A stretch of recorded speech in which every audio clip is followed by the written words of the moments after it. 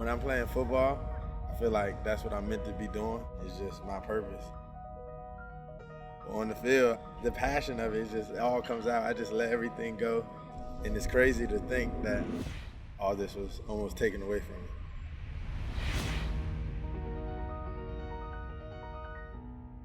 As a kid, I was always happy, excited. I like to have fun, laugh, play around. Yende, he was a perfect kid. He has a great personality, and as a child, that was even more evident. He's filled to the top with the intangibles. He's always had that energy. He's always had that sense of humor. He's always enjoyed sports.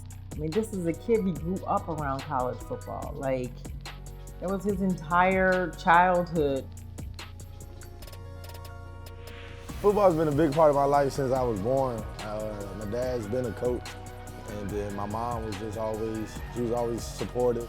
He's been around football ever since he's been in the world, and he's always had energy about everything, from basketball to baseball when he played. He just, he has a lot of passion for the game or for whatever he's doing. My dad really instilled in me, in order to keep playing this game that you love, that you got to do other things that might not involve football to do that. And I just really stuck by that, and I just always try to handle my business so I can continue to be on the field. I didn't get on punishment like you can't go outside, you can't play video games. My punishment was you can't go to practice, or you can't go to the game, you can't go to 7-on-7. Oh yeah. If you want to get a Yende's attention, you tell him you can't play or you can't go to practice. And then I'm going to get full attention, I'm going to get full compliance. That really hurt me just because I love football so much, and I just love playing it. And it just taught me so much. Everything I did when I was younger, it was always related to football. When he got to high school, the light came on, and ever since I knew he had a chance to be a big-time player. Making plays, flying around, having fun. He has really taken on that position that he plays, and I think he plays it at a high level. He plays every single play like it's going to be his last play. You got to set the standard as a linebacker. Our job is to make sure everything is in order and in control. This is what we work for. Have some pride about this. Hey, pride on. Nothing like the raw excitement, raw emotion of somebody getting excited, being happy for somebody. On the football field, it's just endless of those moments. As a football player, I see a different side of him. He's such a good, sweet soul that it's hard to imagine him out there knocking people flat. Ely. He takes a shot from Ely, trying to elude Ace Ely. Intercepted. Ely. Ely takes the gift, and it's Ely to pick it up. You all got everything to gain. It's just my purpose, and I feel like that's the reason I overcame all the things I overcame, so I could continue doing what I love. I was getting ready for my senior year of football, and then everything changed. It was a scary day. I was walking in the locker room, at school assembly to get my backpack, and I just paused. I can't really explain to you what I felt, but I couldn't move. I was kind of staring off. It was like a permanent space, zone out, and that was it. The date was December 15th, and I get a call from the nurse, and the nurse says, Yende passed out. And I said, well, is he okay? And she paused. I said, is he awake? She said, I don't know.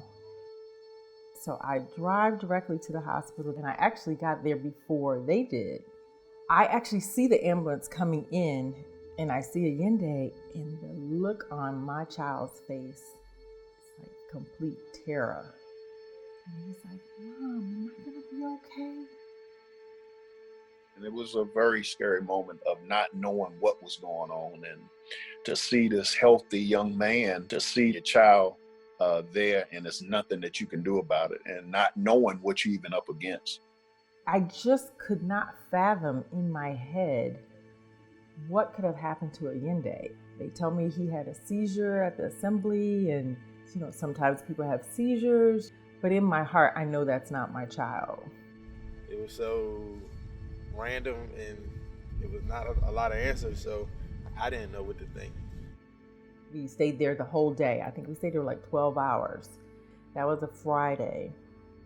That Sunday, his basketball team had a tournament at American University. He just really wanted to go to this game, support his team. So I'm sitting in the stands and I've got my eye on my child, my eye on Ayinde the whole time. And I see his left arm just jerking away that I know is not right. I get up and I run across the court. This is during the game. And Ayinde is in full seizure. The second time I had a seizure, when I had that pause feeling, I just knew it was about to happen again. I was worried about everything. Like, am I going to be able to get back to school, football, regular life? We're taking him to hospital in DC. He ends up going to Children's Hospital. And they start treating him for a variety of things. He did end up having what they later called an autoimmune encephalitis. The way they explained it to me, it was my brain was swelling because it was sick off of something inside of my brain. In Ayinde's case, they think that either a virus or something he was exposed to environmentally kicked off his immune system, and it created like an overall inflammatory reaction. And when that area gets inflamed, it causes the actual function of it to be off. So that's why you get the seizures. That's why he had difficulty moving. I went into a coma for a couple of days, waking up in the hospital. I mean, I just remember like in the emergency room at Children's Hospital when, you know, part of the exam, they ask you to touch your nose, touch the finger, touch your nose, touch the finger. And he was having trouble doing that. This is Ayinde. Ayinde is the kid who jumped around from the very beginning. So if there's anything he can do, it's something physical and active. For me, football was always at the front of my mind. Not knowing whether I was going to play football again, that was my passion. Just please let me play football again. We were just hoping that he got back in the game of life. We didn't really care about football at that time. I mean, football is something you do, it's not who you are. And I think we understood that at that time. We wanted to find a way that he could have the most productive life that he could have. I have a love-hate relationship with football as a mom because on one hand, I hated that he was so into something that could potentially hurt him or could cause, this problem to be worse. But at the same time, it was his passion for football that really motivated Ayinde. You know, I had to do a lot of things to come back. I had lost a lot of strength and control on my left side of my body, which is my dominant hand, dominant side. So just working to get that back and just doing a lot of rehabilitation, a lot of cognitive stuff. At one point in time, I had to learn how to rewrite my name. So I had to learn to do a lot of things over. Ooh, did you just go hand in hand? Yeah, look, this is what's up, snatching it. That's what's up, there you go. Hey. He almost had to learn everything over, not just his physical stuff, but on an emotional level. And it was his desire to play football and to compete that really gave him the strength to pull out of that and gave him something to move forward to. The mental drain of just going through the rehab and just to see him not being able to walk to actually walking and back to running. It was a process of a lot of work on his part, and he stepped up to the challenge and got it done. He has a warrior mentality.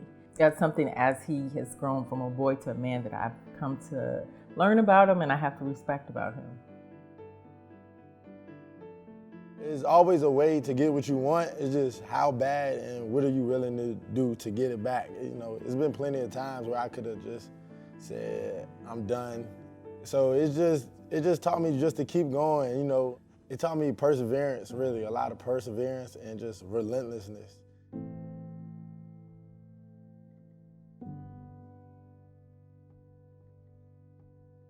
Maryland was one of those schools that they stuck by me at the whole time when it wasn't sure if I was going to be able to play football again.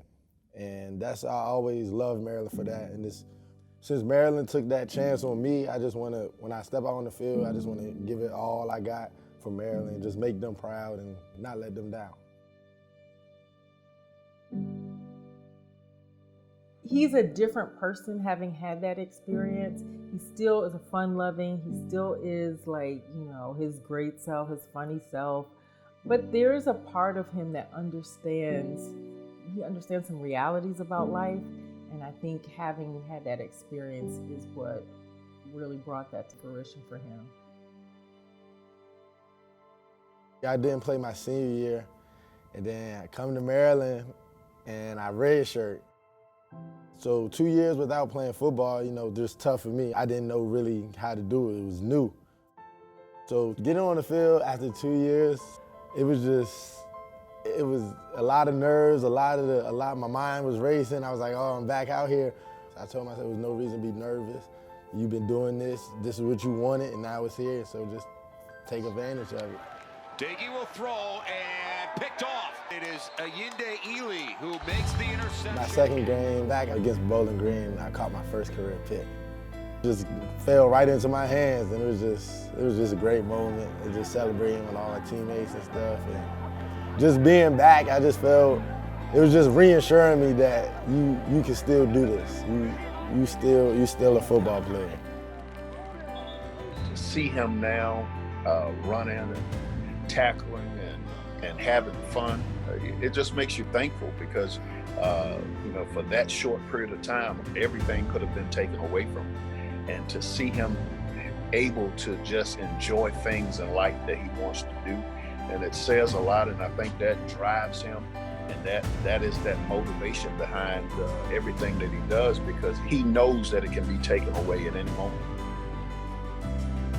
It was a time where I had to have help to get out the bed and, lean on my dad or somebody just to walk up and down the hallway. And that's why, I come in 6 a.m. to workouts, turf time, I'm yelling, I'm ready to go, because I just always remember when I'm tired, my legs heavy, my knees hurt. I just always remember it was a time you couldn't do this. Just want him to have the best life that he possibly could have and leave an impact, not just in the game of football, but on the world. And I want him to always be known as a good person and a good man. And just seeing little kids that come up to me and tell me they watch me. Going from not being able to write my name on a piece of paper to signing autographs, putting a smile on their face is just amazing. Stay hard, stay with passion.